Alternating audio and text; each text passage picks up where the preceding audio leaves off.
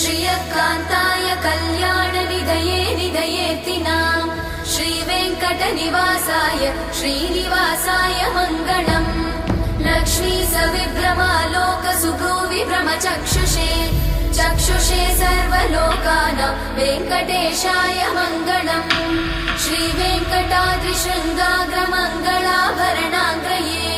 मङ्गलानां निवासाय श्रीनिवासाय मङ्गलम् सर्वावयव सौन्दर्य सम्पदा सर्वचेतसां सदा सम्मोहनायास्तु वेङ्कटेशाय मङ्गलम्